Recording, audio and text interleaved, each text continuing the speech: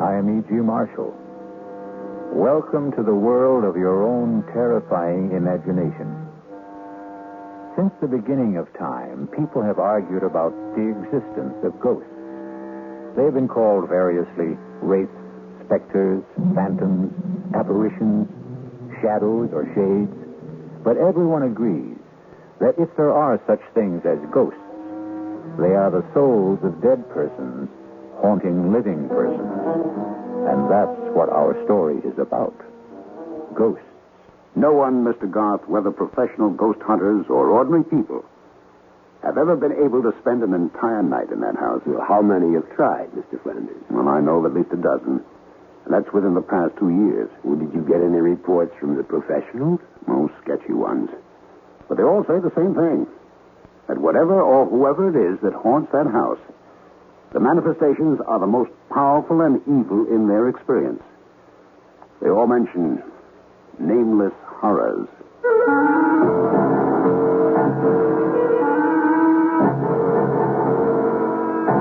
Our mystery drama, A Ghostly Game of Death, was written especially for the Mystery Theater by Murray Burnett and stars William Prince. It is sponsored in part by Anheuser-Busch Incorporated, brewers of Budweiser, and by the Kellogg Company, makers of Kellogg's Special K cereal. I'll be back shortly with Act One.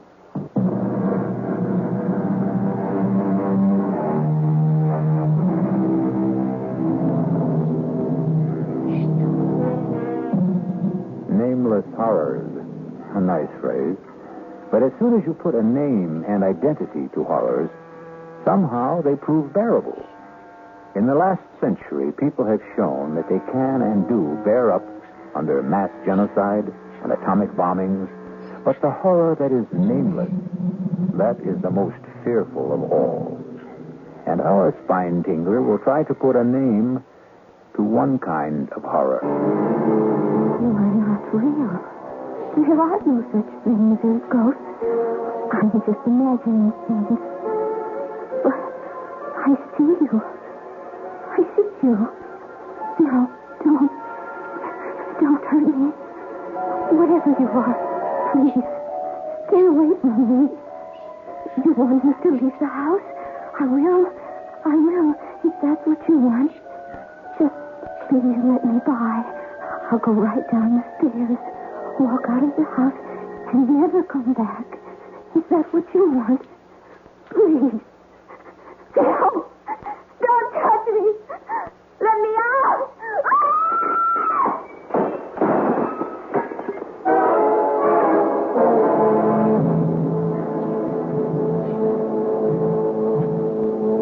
Suicide. That's what all the papers say, Mr. Garth. But we know better. It's ghosts. That house is haunted. Mr. Flanders, my field of study is the supernatural. But I can't even begin to tell you whether I can help or not until you get control of yourself. I'm sorry, but this whole thing is just about putting our firm out of business. Well, the house, Mr. Flanders. Do you have anything on the history of the house? Yes.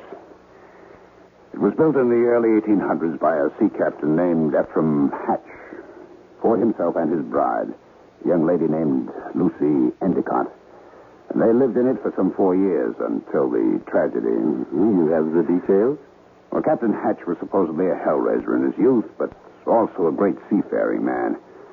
He was in whaling and, if the rumors are true, slave trading. At any rate, he amassed a fortune. He fell in love with this Endicott girl who was the town beauty, married her, settled down, and built this house. Mm-hmm. The tragedy. Well, the story goes, as nearly as we can piece it together, that the captain returned from one of his voyages earlier than expected and found his bride entertaining a lover. He killed them both. Horribly. And ever since, the house has been haunted and unlivable. We're building a condominium. This house is a key location, right in the middle of the property we own. We can't even get wreckers to tear it down. No one will go near the place. You keep telling me that no one has lived in the house. What about this girl who just died there? Oh, that was a stupid idea of my partner's. Her name was Roberta Ginley, a television reporter. She wanted to make a name for herself, and my partner sold me on the idea that if she spent a night in the house and then went on television and told people about it, our problems would be solved. And now we're in a worse mess than before. That's why we came to you.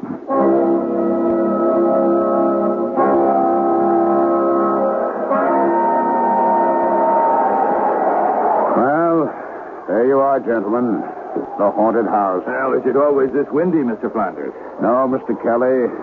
Only when the wind blows from the east off the ocean. Well, for a haunted house, it looks substantial enough. Well, shall we go up to the house, Mr. Flanders? Why don't you two go? I'll wait for you here. You'll be quite safe, Mr. Flanders. It's broad daylight. Tim Kelly here has been with me in more haunted places and dealt with more ghosts than any man, except myself. And don't forget Byron. Byron is my dog, Mr. Flanders. And like me, he doesn't believe in ghosts. Huh? Do you, Byron? Oh, I'm not scared, gentlemen. It's just that I've seen the house so many times, Well, I don't want to influence you. Suit yourself. Let's go, Byron. You bring all our gifts in? Well, it's back at the motel. We won't need it until tonight. Wow. They certainly built solid houses in the old days. Look at this door. What? Take it easy, Byron. Boy, everything's okay. You got the keys? Right here? All right, in we go. In we go. Come on now, Byron. Come on. We're on our way to meet the ghost. Tim, keep Byron quiet. Sit, Byron. Come on, sit. I don't think we should bother the downstairs. Let's go up and see where we're going to sleep tonight. All right, I'm with you. Come along, Byron. Oh, this looks like the master's bedroom. I'll sleep here. And I'll sleep in this little alcove here, right off your room. Byron, what is the matter with you? I wouldn't try to take him into that alcove, Tim. He can stay in this room with me tonight. All right. Hey, there's a door here leading outside to what you call the Widow's Walk. Want to come out and look around? I'll be right with you. Just checking the fireplace. You're going to need logs. Okay. Where's the door? It's right here. It hasn't been open in a long time. Now, what a view. Look at that ocean. Any woman waiting out here to see her husband's ship come in might be blown away. From what Flanders tells, the captain's wife wasn't too anxious for her husband to return. That's right. She was too busy entertaining her lover. Watch out! Now you moved the rail! Right. Thanks, Mr. Scott. Hadn't caught me. I would have gone over. What happened? Oh, nothing. I don't know. I lost my balance. Come on, Tim. We know each other better than that. What happened? I really don't know, Alex. I'll swear. I thought someone pushed me.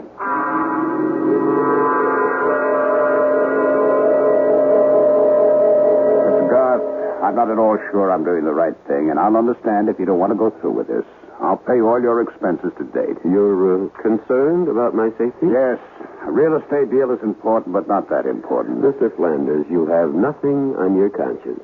Tim and I will spend tonight in the house, and by tomorrow, the ghost should be at rest. And you think there is a ghost? Well, of course.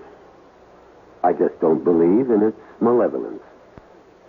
Have you taken care of the wooden logs for the fireplaces?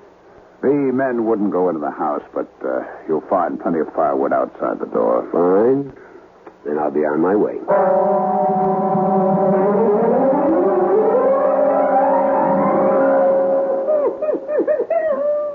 I've never seen Byron act like this. Something to think about. Well, I've been with you on about 50 of these haunted house deals. You think there's something different about this one? Well, I don't know, but I'm going to find out. Well, I've heard that sort of moan before. According to you, Alex, it's a ghost in pain. It is. Sounds like the evening's entertainment is about to start. Tim? Yes, Alex? We've worked together for a long time, and we get along so well because I respect your disbelief in the supernatural. Ah, which has come in handy when I uncovered a few tape recorders and other little fake devices. Right. But for your own sake, Tim, There's something about this house that seems different. Now, please, be careful. Huh? You trying to scare me? Oh, I don't think that's possible. Right. Now, how about some wood for my fire? Oh, whoever you are, if you're trying to scare us, it's not going to work. You know, in all the years we've been working together, Alex, I've yet to see a ghost. But you've heard them. Oh, so you tell me. You talk with them. I just hear noises, and sometimes they're man-made. Mm-hmm, and sometimes not. Would you strike a match, please? Ah, that's better. Get some of the chill off the room. The fireplaces always seem to make a room more cheerful. The electricity must have been installed around, I guess the turn of the century, huh? Well, I've seen brighter lights, but at least we have light. And candles. Oh, did I share mine with you? No, I have a supply back in my room. Oh, all right. Here we go again. Spirit wrapping. Oh, now I've made it angry. Listen to me. Whoever you are, my name is Alex Garth. I would like to help you, but I can't unless... Doesn't want to talk to you, evidently, Alex. You'll see. Although you're my friend in the lie, you are often a disturbing influence. Now, I won't deny that I'm an unbeliever. So I'll turn in now that the fire's going. And you can go back to your side of the room and commune with the spirits. And with each other, Tim. We'll check with each other, as we always do.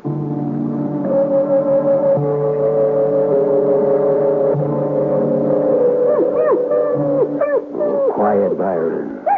It's all right, boy. It's all right. Oh, trust me, Byron. You like your ears rubbed. Expect me to sleep with all that racket going on? Has Byron gone bananas? Well, I'm trying to quiet him. Easy, boy, easy. It's all over. Tim, is there any way we can get Byron out of here? He's beginning to froth at the mouth. He's covered with perspiration. Well, I don't want to let him out now. He'll just get lost. He'll get over it when he sees nothing's happening. Hey. What? My lights just went out. How are yours? Going. Gone. Easy, boy, easy. I know you're in trouble. Please, let me help you. If you'll show yourself, I could help you. I've helped others. Believe me. Is your name Lucy? Lucy Endicott? If you are Lucy, would you rap twice? Can you? Byron, come here. Come here, right. Lucy, you're frightening a dumb animal. You're not frightening me. I'm sure you don't want to terrify a beast. He's never done you any harm. Byron, come here. Come out of that corner. Come to me. Good God. Come on. Alex, the fire's going out in here. So we go to the candles. You've plenty of matches, haven't you?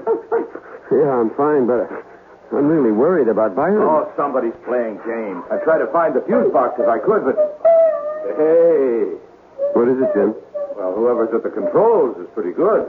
A nice cold gust of wind just blew out the match I was using to light the candle. Well, I've got a couple of candles lit. You want one? Oh, no, thanks. I'm not scared of the dark. That's pounding. That's a new one, isn't it, Alex? It's new to me. It isn't spirit rapping. Sounds like someone wants in. Want to go down and open the door? Oh, no chance. Hey, Alex, your side of the room rocking like a boat? I'm steady as a rock. Was that Byron? Yes. What happened? I'm not sure. He's dead, Jim. What? His neck seems to have been broken. Tim, did you hear me? I said Byron is dead. Tim, are you all right?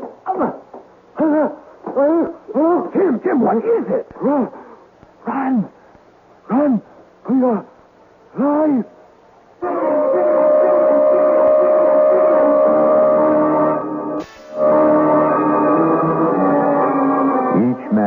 as his own nightmare.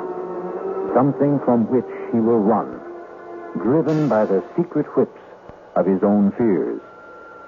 But I suspect that Alex Garth could not tell you what it was that Tim Kelly ran from that night in the house that faced the sea. We'll be back shortly with Act Two.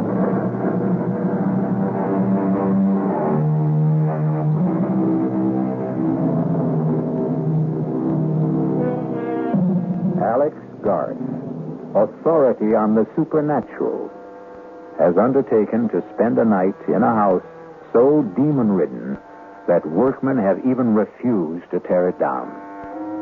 Deserted by his friend and ally, Tim Kelly, who fled in terror from unknown fears, Garth knew that he had to face the rest of the night alone as the heavy outer door boomed closed behind Tim Kelly.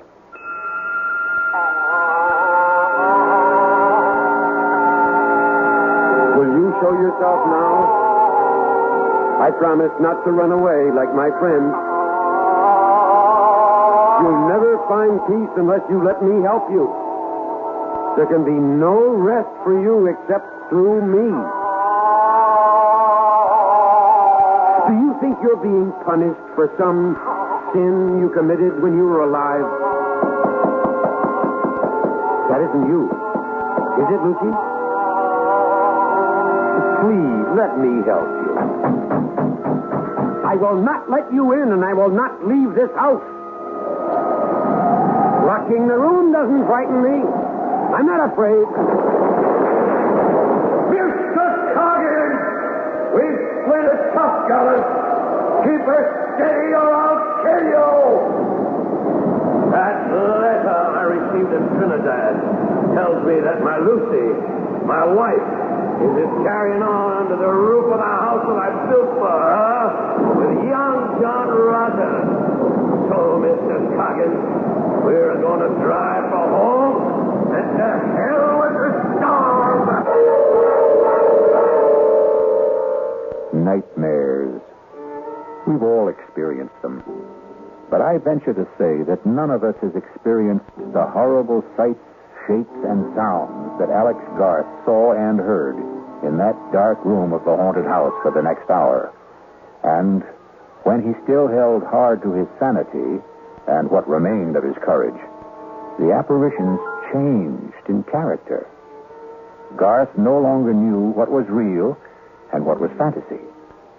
He later told me that he may even have fallen asleep, hard as that may be to believe. Alex Garth? Lucy? I am Lucy. Am I not there, Alex Garth? Yes. Even beautiful? Very beautiful. Would you not like to touch me, Alex? Even if I wanted to, I could not. You think I am cold and repulsive. That is what you think. John, tell Alex how nice I am to touch. You are very nice to the touch, Lucy. Was John your lover? You do nothing but ask questions, Alex Garth. What should I do, Lucy? Make me feel once more the touch of a man you love. And Lucy, you're in torment. I can only give you peace. torment? Why should I be unhappy? I live here in my house and... Of course, we were naughty, John and I. We tried to frighten you. But that was only because I don't like strangers in my home. Apologize to Alex, John. This is a childish game you're playing, Lucy. But I adore games. I love games. Come dance a minuet with me, Alex. Isn't the music lovely, Alex? I don't dance the minuet, Lucy. John, you dance with me. This was how John and I first met. Doesn't he dance beautifully, Alex? Very beautifully. Remember, John? Remember how you looked at me that night? Yes, and that old witch Hannah saw it. and wrote the letter to your husband. Oh, not then, John. It was much later. Look at me that way again, John. Oh, you're no fun. No fun anymore at all, John. Alex, you come and dance with me. No, thank you. You are afraid, Alex. Yes, I am afraid. John, you heard. He is afraid. I said I was afraid, Lucy, but not terrified. Fiddlesticks. You play with words, Alex Garth. And you want me to play ghostly games with death, don't you, Lucy?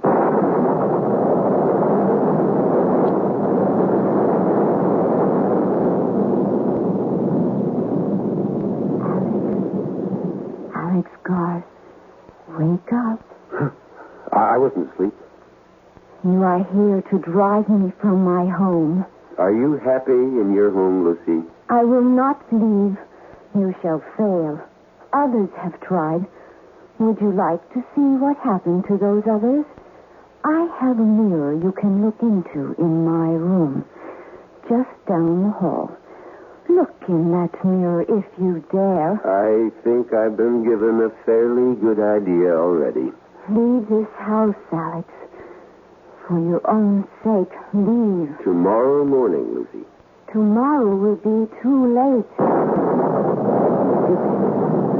My head's going around.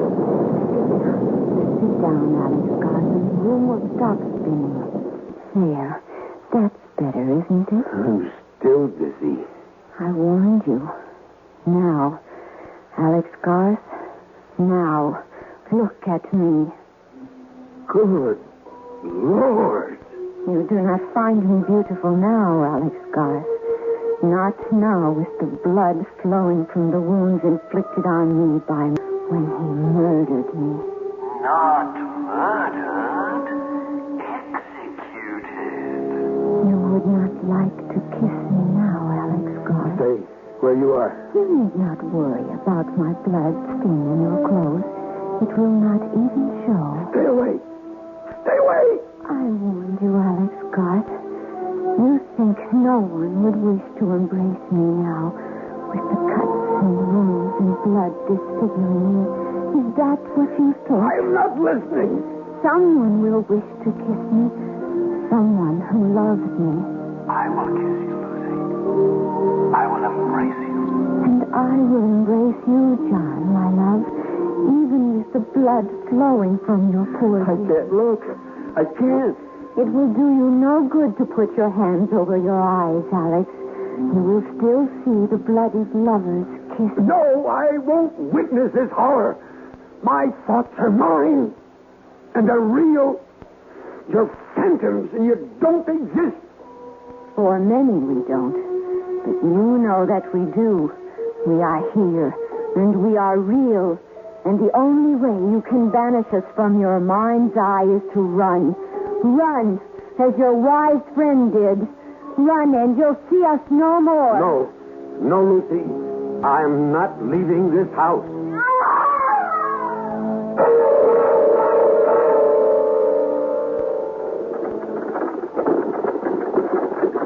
This is the carriage bearing me to the burial ground, Alex.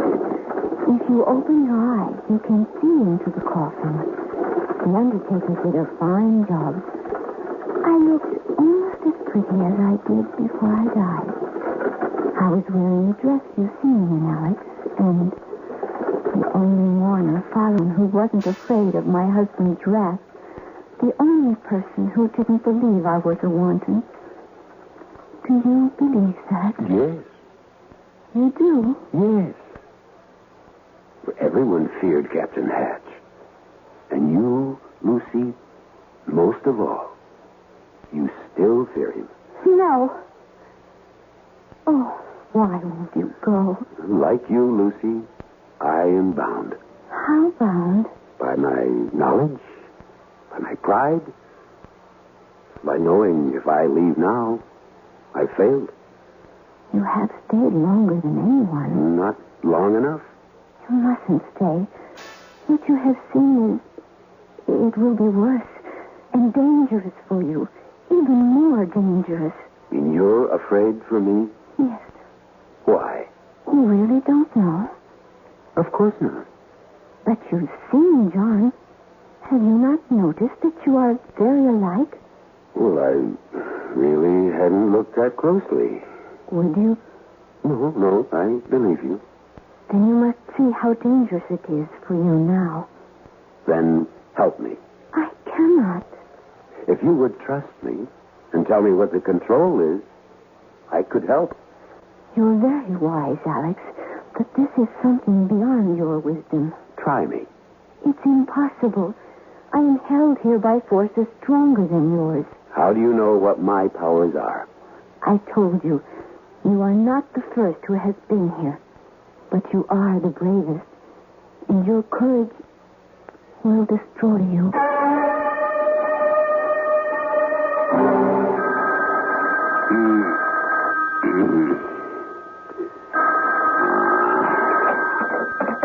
Hello. Mr. Flanders?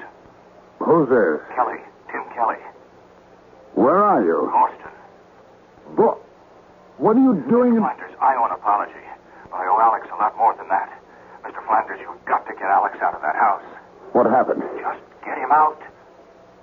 It's 4 o'clock in the morning, Kelly. You woke me up. I'm not quite functioning yet. What do you see? What's in that house? Demons. I thought you didn't believe in ghosts. No, but I believe in evil. And Mr. Flanders, in that house, you can actually feel the presence of evil. It's all around you, and it's dangerous. Now, listen, Kelly. Garth knew what he was getting into. It's up to him to handle it. I tell you, his life is at stake. Well, if you're convinced of that, then it's up to you to do something about it. Not to run away.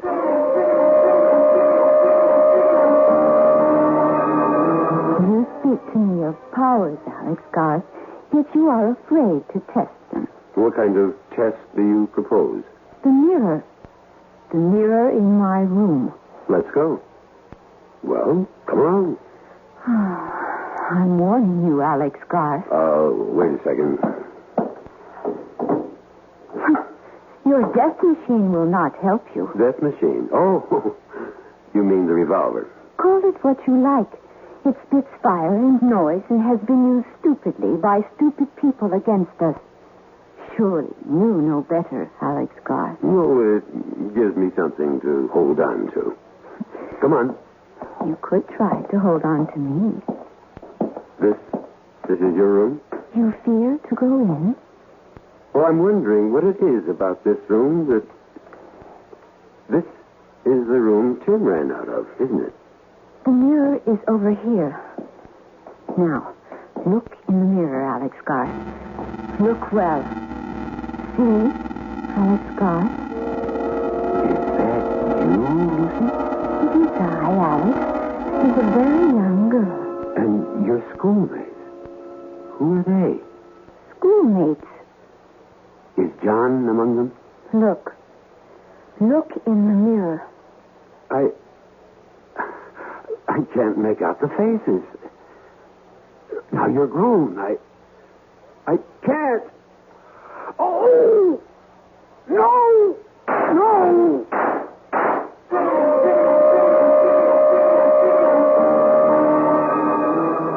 Mirror, mirror on the wall. What did the hunter of ghosts, Alex Garth, see in the mirror that so terrified him he lost his head and shot at the images in the glass? I'll be back shortly to tell you what Garth saw when I return with Act 3.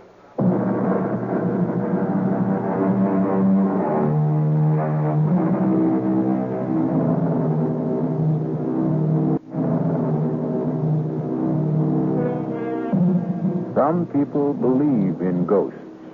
Some very thoughtful people. There are others who say if you believe in ghosts, you will see ghosts.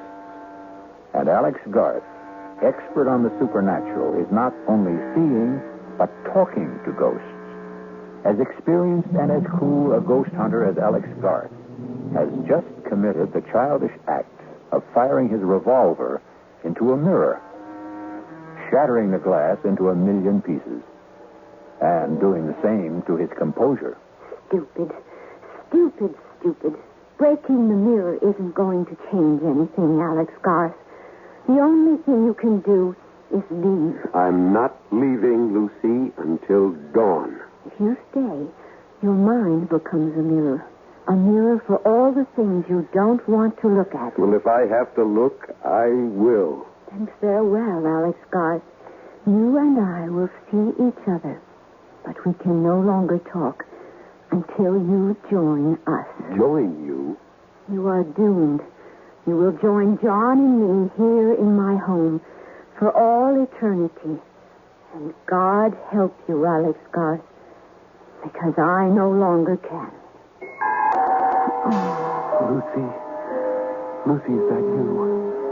Lucy, my darling, my love, I must go now. No. Please stay a little longer. Just a little longer, dear heart. Why did you marry him, Lucy? He went away, John, my love. He left and never said a word. How could I, Lucy? You know I didn't have a penny. You could have told me you loved me. You knew that. You knew it all the time we were growing up.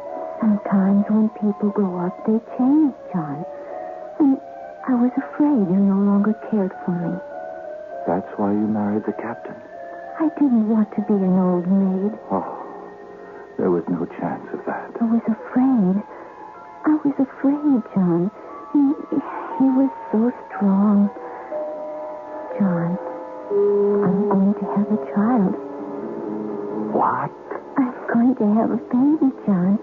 You're a baby. You're sure? I'm sure. Then we have to leave. You must come away with me, Lucy. Where will we go? West. To a new place. For a fresh start. Somewhere where Ephraim can't find us. There is no such place. Of course there is. Lucy, you know what will happen if Ephraim discovers that... Ephraim won't be home for at least a week. He was in Trinidad. The last I heard... Lucy, please.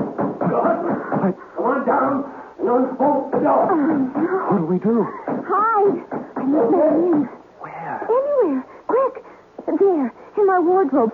Behind my gown. Lucy. Coming, Ephraim. Just getting my robe. Don't be wasting your time, Lucy. It's been 4 months since I've seen you last. All right, Lucy. Where is he? Who?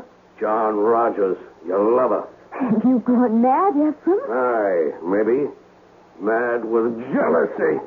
Stop lying and tell me where he is. You're hurting me. Aye, and I'll be hurting you a lot more unless you tell me where he is.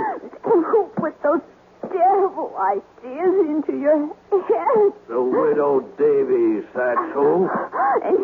And you believe that old gossip? Tell me she lies. Tell me. Here. Lies. Aye.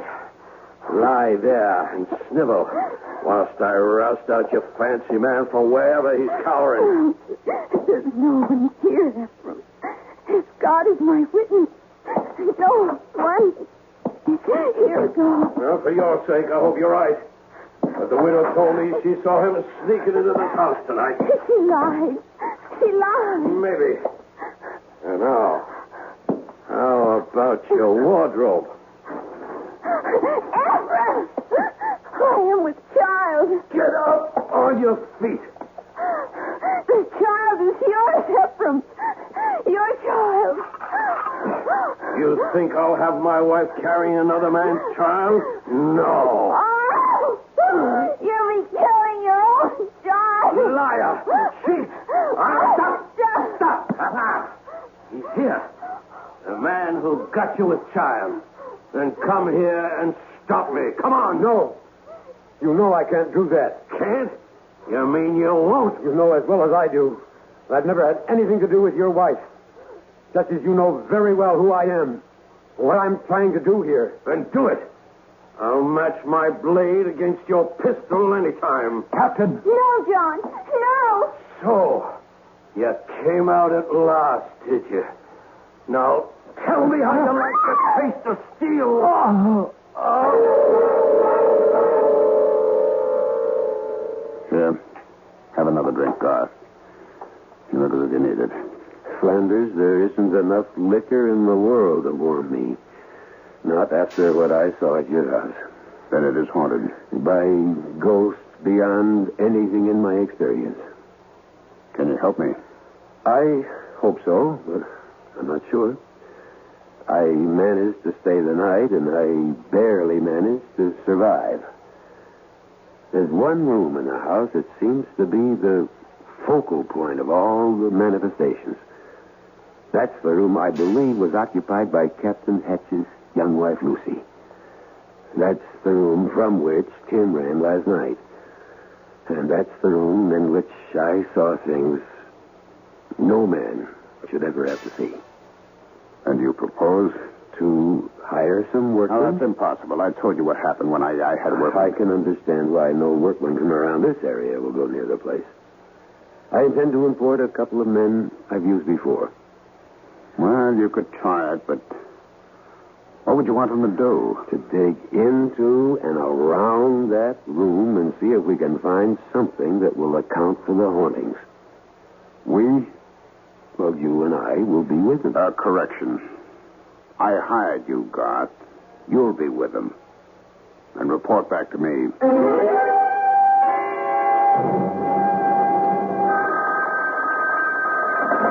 Hello? Flanders, this is Olive Garth. I'm calling you from a diner just down the road from the house.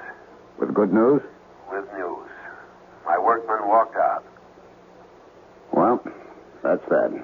If you want that house cleansed, all I ask is you meet me there in half an hour. Well, why do you need me? Well, for two reasons. One, I don't know what may have to be done to the house, which is your property.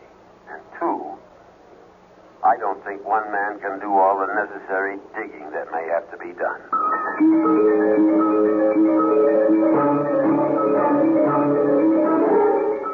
Oh, I see what you mean about this room.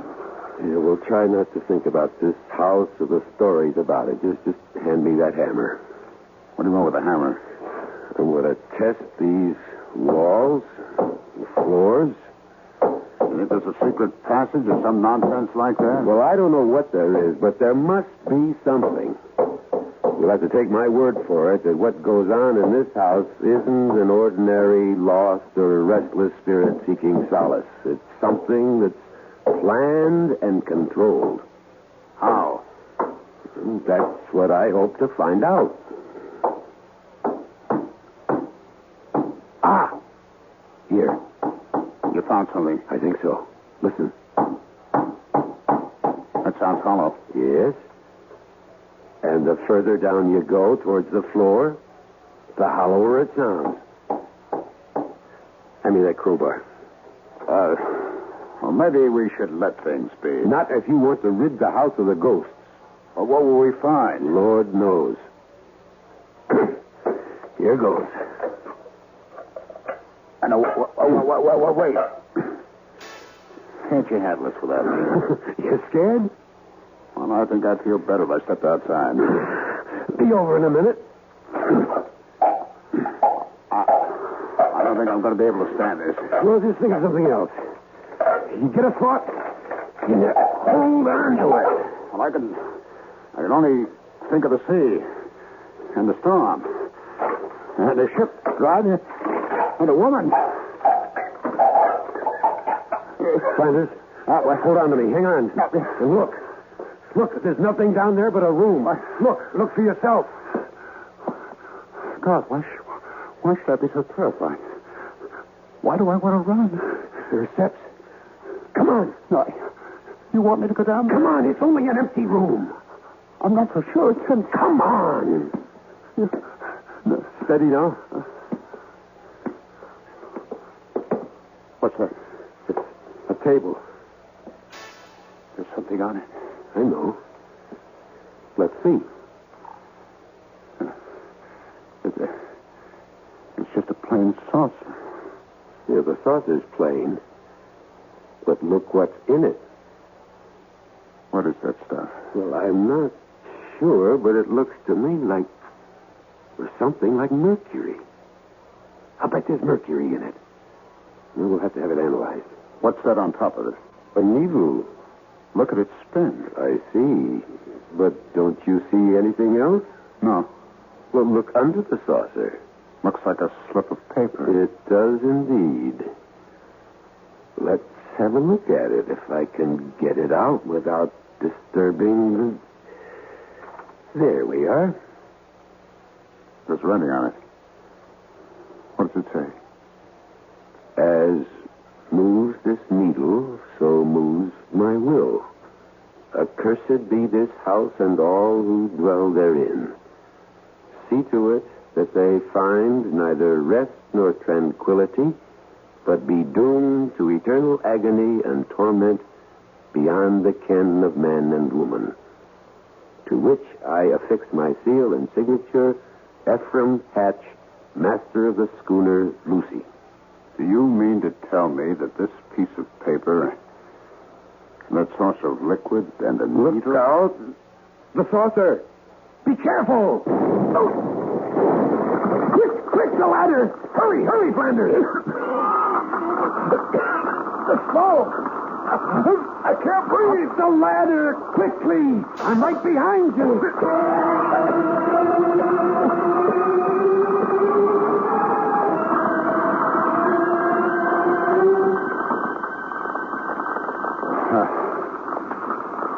How do you say thanks to a man who saved your life? Oh, don't bother. You wouldn't have been down there in the first place if I hadn't insisted. I owed it to you to get you out of there.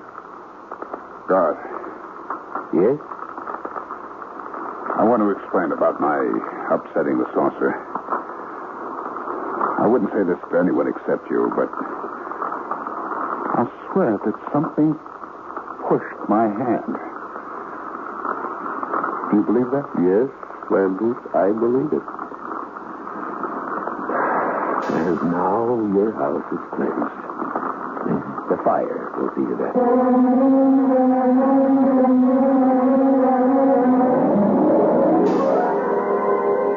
For those of you who are skeptical about the existence of such things as ghosts, I have a suggestion.